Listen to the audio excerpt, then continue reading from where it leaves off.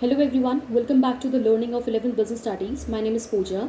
So for today's tutorial, I will be dealing with institutional support to SSI so as to promote the establishment of SSI.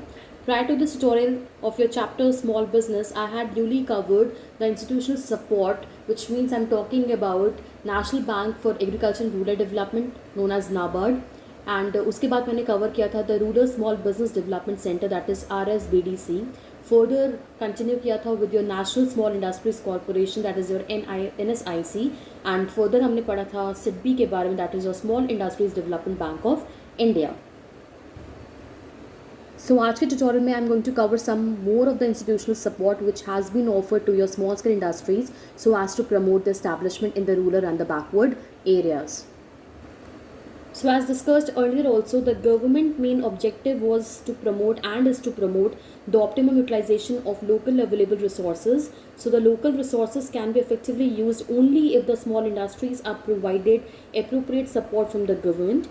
So as to develop the rural India, the government has formed various agencies, departments and corporations under the Ministry of Small Scale Industries. सो मैंने अपने prior tutorial में of course cover किए थे 4 ऐसे government institutions के बारे में detailings मैंने आपको ऑफर करी थी जिन्होंने बहुत ज़्यादा हेल्प करी है रूरल इंडिया के डेवलपमेंट के लिए by making the establishment of rural industries possible. So for today's tutorial I am going to cover some more of the institutional support. So let's cover it. So next institution is the National Commission for Enterprises in the Unorganized Sector, that is NCEDS. So it was constituted in establishment was done in the years 2004 in the month of September, which has the following objectives. So basically जब NCEUS was established in the year 2004 in the September month, तो बहुत सारे objectives के साथ उन्होंने workout करना initiate किया था. So let us talk about some common kind of functions और द ऑब्जेक्टिव्स जो कि उन्होंने लिव इन किए, पार्टिसिपेट किया. So to examine problems by the enterprise in the unorganized informal sector was the ultimate objective of your this institution. So ये बहुत ज़्यादा critical वे में उन प्रॉब्लम्स के साथ रिलेट करते थे, आइडेंटिफाई करते थे उन प्रॉब्लम्स को जो कि एंटरप्राइजेज एक्सपीरियंस कर सकती हैं when they fall into the category of your unorganised informal sector, which means that ऐसा सेक्टर जहाँ पे कोई ऐसा रूल्स एंड रेगुलेशंस या नॉर्म्स प्रोविजंस इम्प्लीमेंटेड नहीं होते थे. सो उस वाले एंटरप्राइजेस में कोई कॉम्प्लिकेशंस होती थी तो उसको एग्जामिन करने का काम जो था वो ये काफ़ी ज़्यादा अच्छी तरीके से इम्प्लीमेंट कर रहे थे. जो नेक्स्ट इनका ऑब्जेक्टिव था it was to recommend measures which was necessary for improving the productivity of enterprises in the informal sector. So इन्होंने फोकस किया so as to provide the advisory services और the recommendation keeping in mind कि ऐसा क्या किया जा सकता है जिससे प्रोडक्टिविटी को एनहांस किया जा सके. Further, they offer technical support, marketing support and trade support to the unorganized sector. So technical advice भी offer करते थे कि so as what kind of technique they should avail, marketing facilities कैसे होनी चाहिए, marketing approach कैसे होनी चाहिए, marketing plans कैसा होना चाहिए so as to maximize the sales factor of the product being produced. At the same time किस तरीके का credit उनको लेना चाहिए, what should be the amount of the credit, and at the same time credit support भी वो extend करते थे, money भी extend करते थे, offer करते थे to the unorganized sector so as to boost up their morale for the functioning. At the same time इन्होंने इस पर्सपेक्टिव के लिए भी काम किया so as to generate the employment opportunities that too on a sustainable basis. And definitely इन्होंने काम किया था for the rural areas which means that rural areas में जॉब अपॉर्चुनिटीज़ या एम्प्लॉयमेंट अपॉर्चुनिटीज़ को बढ़ाने के लिए इन्होंने एफर्ट किया. नेक्स्ट जो इंपॉर्टेंट ऑब्जेक्टिव इन्होंने कवर किया था that was to enhance the competitiveness of the sector in the emerging global environment. So global world में ग्लोबल इन्वायरमेंट में एक अपनी पहचान, एक रेपुटेशन, एक इमेज बनाने के लिए at the same time to compete with the various brands, चाहे वो राइवल ब्रांड आपका लार्ज स्केल मैन्युफैक्चरिंग यूनिट हो, चाहे आपका मीडियम हो या आपका मल्टीनेशनल कॉरपोरेशंस हो. सो एक इमेज या एक स्पेस बनाने के लिए जो लेवल ऑफ ऑपरेशन की रिक्वायरमेंट है या जो लेवल ऑफ फंक्शनिंग की रिक्वायरमेंट है या एफिशिएंसी की रिक्वायरमेंट है उसको प्रमोट करने का काम भी आपका जो NCED था वो परफॉर्म कर रहा था. At the same time, they were also working for the social security for the workers in the informal sectors, and they also was working for the provision of microfinance for the informal sector, how to extend the finance back to the informal sector. इसके साथ साथ वो skills जो कि required होती हैं by the mean of the human resource, by the mean of the labor, so as to work effectively and efficiently, that was also being provided and imparting to the informal sector. So next institution जिसने extend किया अपना support to the rural areas or to the rural industries or the business houses, that was Rural and Women Entrepreneurship Development, that is RWED. So Rural and Women Entrepreneurship Development जो program था, it aims at creating a business environment so as to encourage rural and women entrepreneurs. इनका ये मानना था कि जो mail factors हैं, जो मेल एंटरप्रेन्योर्स हैं वो ही नहीं, बट जो फीमेल फैक्टर्स हैं, जो फीमेल एंटरप्रेन्योर्स हैं, उनको भी पार्टिसिपेट करना चाहिए, so as to give a start to any form of the business. So एक कंड्यूसिव काइंड ऑफ ऐसा इन्वायरमेंट वो क्रिएट कर रहे थे by mean of their program, जिससे वो काफ़ी ज़्यादा इंकरेजमेंट या बूस्टअप या मोटिवेशन डेवलप कर रहे थे for the rural women entrepreneurs. Next जो इनका जो प्रोग्राम का एम था, that was to increase the human and institutional capacities to improve productivity of the small industries. So इनका जो मेजर डायमेंशन था, ये डायनामिक्स था इनकी वर्किंग का, that was to increase the human factor and human capacities, which means that एक human के अंदर जो स्किल्स, एक्सपर्टाइज एंड नॉलेज या टेक्निक्स होनी चाहिए, so as to work appropriately and अपनी स्किल्स को वो जिस तरीके से यूज़ करके प्रोडक्टिविटी को बढ़ाएगा, वो फॉर श्योर डेवलप करवाने का काम जो था वो RWED बहुत अच्छी तरीके से परफॉर्म कर रही थी. फर्दर ये प्रोवाइड करवाते थे ट्रेनिंग मैनुअल्स भी वुमेन एंटरप्रेन्योर्स को, so as to give trainings to them. So जो वुमेन एंटरप्रेन्योर्स थी, जिनको एक सोर्स ऑफ इंकरेजमेंट की रिक्वायरमेंट थी, so as to enter into the market in the arena of your business factor, so उनको जो trainings की रिक्वायरमेंट थी, जो स्किल्स को डेवलप करने की रिक्वायरमेंट थी, वो भी जस्टिफाई कर रहे थे या पूरी कर रहे थे आपकी RWED की programme.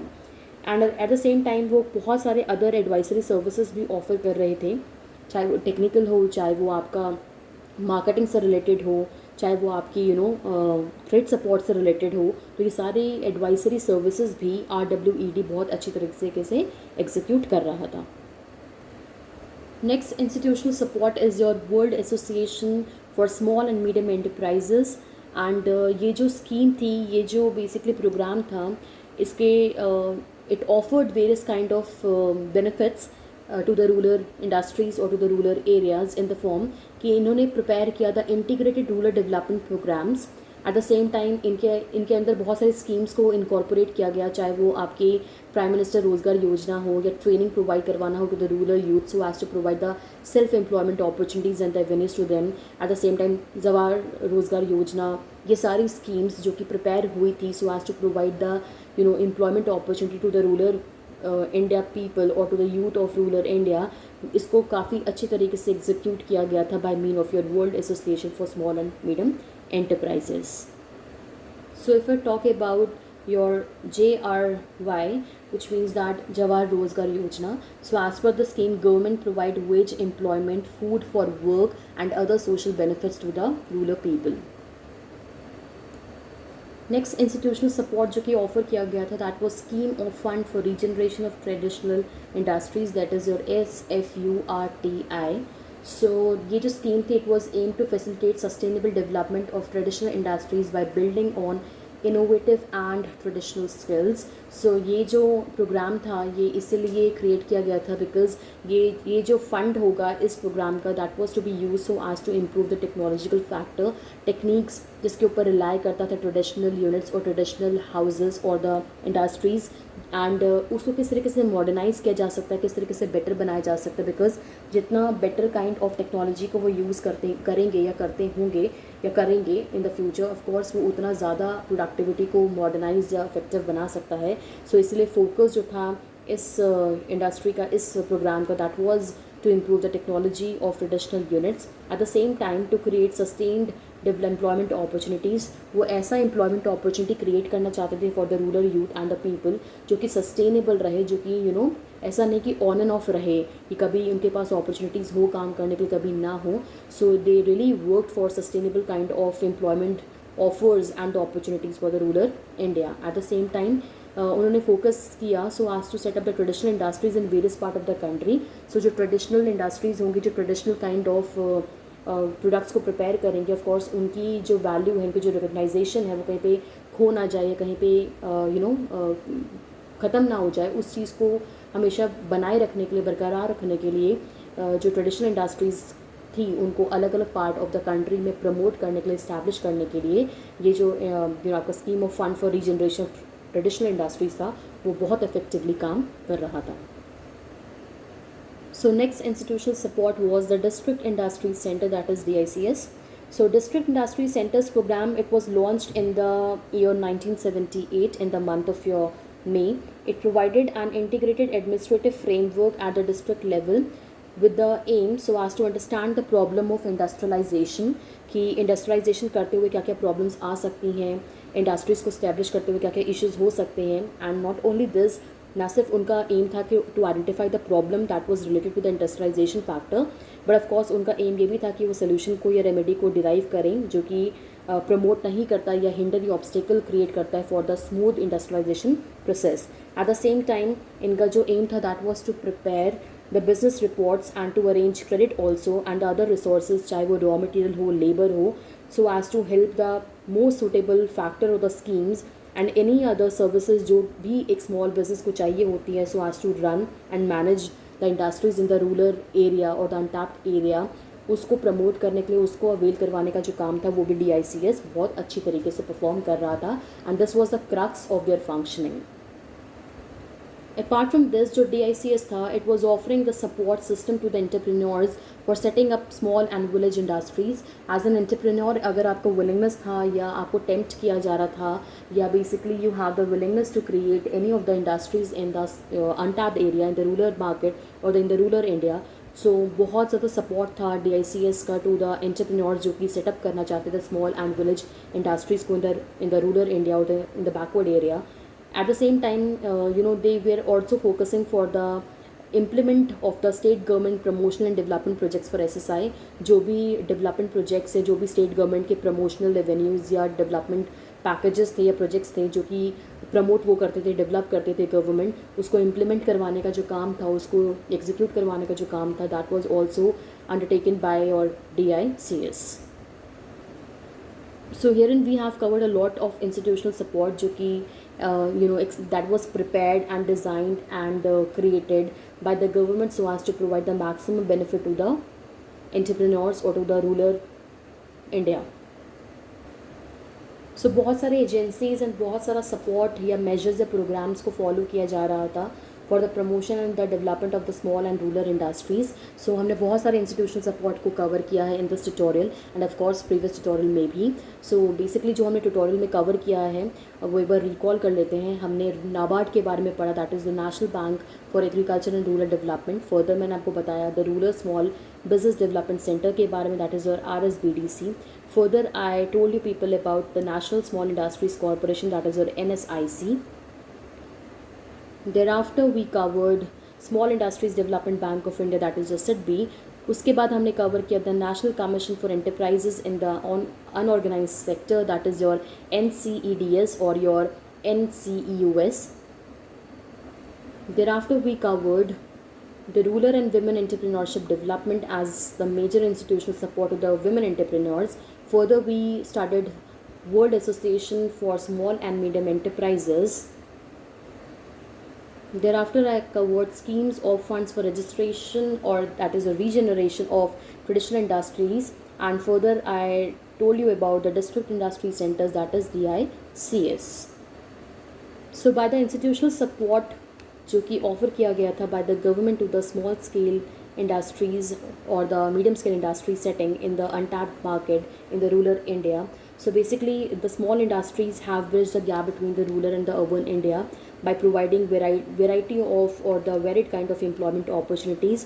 So SSIs have decreased the migration from the rural to the urban areas. It has developed region across the country. It has contributed in terms of the promotion, in terms of your export factor, and has eliminated the income inequalities. Considering the contribution of small industries towards country's socio-economic development, the Government of India, through the 5-year plans and the industrial policy statements, has emphasized on formulation and implementation of various policies so as to establish and to promote and to develop small industry sector, specifically in the backward or the lesser developed areas, so as to provide a better kind of platform to work for the entrepreneurs. So the government provides significant packages of incentives also so as to attract industries in the backward areas. Apart from the institutional support, of course, government has created various kind of schemes and programs which was initiated by the government at central or the state levels, जैसे कि integrated rural development program. So under the scheme, government provide loans at subsidized rates so as to provide self-employment in the rural areas. If I talk about training of rural youth for self-employment, so ये जो scheme थी, it was established, it was created so as to provide technical and business related skills specifically youth के लिए so that they can start up their own enterprises further. अगर दूसरी scheme की बात करूँ तो development of women and children in rural areas was also one of the scheme, जिसकी वजह से जो जेंडर कंपोनेंट था इन द रूरल एरियाज उसको स्ट्रेंथन किया गया, जहाँ पे फोकस जो था वो ऑफकोर्स वुमेन के एम्पावरमेंट के ऊपर था. एंड इसके साथ साथ प्रधानमंत्री ग्राम सड़क योजना भी एक काफ़ी ज़्यादा पॉपुलर काइंड ऑफ स्कीम था जिसको प्रिपेयर किया गया था. एंड ये जो स्कीम थी, it aims to provide all weather road connectivity in the rural areas. तो जो रूरल एरियाज़ में जो कनेक्टिविटी का प्रॉब्लम होता है in the context of the roads and all, so उसको बेटर बनाने के लिए बेसिकली ये स्कीम्स को प्रिपेयर किया गया था, ये स्कीम को प्रिपेयर किया गया था इन स्पेसिफिक नॉर्म. एंड इसके साथ साथ स्वर्ण जयंती ग्राम स्वरोजगार योजना भी क्रिएट करी गई थी as one of the scheme so as to assist families which was falling below poverty line so as to ensure the sustainable level of income to them. At the same time, Indira Awas Yojana was also one of the scheme जिसने help out किया था. So it was working towards construction of houses for the poor people under the National Rural Employment Program and Rural Landless Employment Guarantee Program. So अभी जो मैंने आपको कुछ schemes के बारे में बताया, it is somewhat popular kind of schemes जो कि प्रिपेयर्ड करी गई थी by the government at the central और the state levels apart from the institutional support जो कि एक्सरसाइज के स्टैब्लिशमेंट के लिए, उसकी प्रमोशन के लिए, उसकी एग्जीक्यूशन के लिए ऑफ़र किया गया था, ताकि जो रूरल इंडिया है वो बेटर प्लेस बन सके, बेटर प्लेटफॉर्म बन सके for the majority of the entrepreneurs to give a start to their business. So now the question here arises कि इतना ज़्यादा इंस्टीट्यूशनल सपोर्ट या इतना ज़्यादा स्कीम्स या इंसेंटिव्स को क्यों प्रिपेयर किया गया या क्यों ऑफ़र किया जा रहा था for the establishment of the small scale industries. The reason is but obvious कि जो रोल या जो कॉन्ट्रीब्यूशन स्मॉल स्केल इंडस्ट्रीज़ कर रही थी towards the development of Indian economy या कर सकती थी towards the development of Indian economy, that was remarkable. चाहे वो आपका आउटपुट का जनरेशन हो, चाहे वो एम्प्लॉयमेंट प्रोवाइड करवाना हो, चाहे वो सोर्स ऑफ इनकम को डेवलप करना हो for the rural people, for the rural house hold, या बैलेंस रीजनल डेवलपमेंट को प्रमोट करना हो, चाहे एंटरप्रेन्योर्स को या एंटरप्रेन्योरशिप अपॉर्चुनिटी को क्रिएट करना हो जहाँ पे मल्टीपल या जो आपके यूथ काइंड ऑफ एंटरप्रेन्योर्स हैं वो एक इनिशिएटिव लें to give a start to the business, that too in the untapped of the rural India. At the same time low cost of production जो आपका स्मॉल बिजनेस ऑफर कर रहा था by making the use of the local available resources, that was again one of the appealing factor to give a start to small business houses. And customize production करना भी possible था by mean of your small scale business, जहाँ पे individual form पे as काफ़ी small unit पे का ये जो ऑर्गेनाइजेशन थी, जो बिजनेस था वो रन आउट होता था. So definitely they were in a situation to have a personal contact with the customer, keeping in mind कि उनकी नीड क्या, उनकी लाइक्स या डिसलाइक्स क्या. ऑफकोर्स वो जो भी प्रोड्यूस करते थे उसको कस्टमाइज या उसको मॉडरेट लेवल पे उसको मोल्ड या ऑल्टर कर सकते थे. सो ये सारी चीज़ें हेल्प आउट कर रही थी in the very positive manner कि ज़्यादा से ज़्यादा स्मॉल स्केल इंडस्ट्रीज़ की स्टैब्लिशमेंट करी जाए, जिसकी वजह से जो ओवरऑल जो सोशल इकोनॉमिक कंडीशन है हमारे नेशन की वो इम्प्रूव हो सके. Because the factor lies over here is कि अगर हम सारा फोकस या सारे प्लान्स या सारी पॉलिसीज़ या सारा इंस्टीट्यूशनल सपोर्ट अगर रूरल इंडिया की जगह या सिर्फ एक ही एरिया को फोकस करें, might be your urban area जो कि पहले ही डेवलप्ड एरिया में आता है, सो डेफिनेटली हमारा नेशन कभी भी डेवलप्ड नेशन की कैटेगरी में फॉल नहीं कर सकता या नहीं कर पाएगा. द रीज़न इज़ कि our India is divided into number of sub parts in the form of the villages, districts और द एरियाज़ जहाँ पे आज भी बहुत ज़्यादा स्कोप है for the development. And business is basically one of the possible way जिसके through आप अपनी प्रोडक्टिविटी को बढ़ा सकते हो, आप सामान को प्रोड्यूस कर सकते हो, सेल कर सकते हो, कंज्यूम करवा सकते हो, वहाँ पे जो रिसोर्सेज हैं उसको यूज़ करके लोगों को एम्प्लॉयमेंट ऑफर करवा सकते हो. So by mean of the establishment of the small business definitely ना सिर्फ एक एंटरप्रेन्योर को बेनिफिट मिलेगा, विच मीन्स उसको एक ऐसी मार्केट मिल रही है जहाँ पे वो प्रॉफिटेबिलिटी को सिक्योर कर सकता है, कंपटीशन कम होगा as compare to the urban area of course और to the urban places of course. So इस सारी चीज़ों में जो फ्रूटफुल रिजल्ट्स हैं वो प्रोड्यूस हो सकते हैं ना सिर्फ एक एंटरप्रेन्योर के लिए बट वहाँ के रूरल इंडिया के लिए, रूरल पॉपुलेशन के लिए and of course for a nation as well. इसीलिए फोकस किया जा रहा था so as to offer the special benefits or the temptation so that entrepreneurs can give a start to the small business houses or the industries in the rural India. So that's all for today's tutorial. Thank you so much.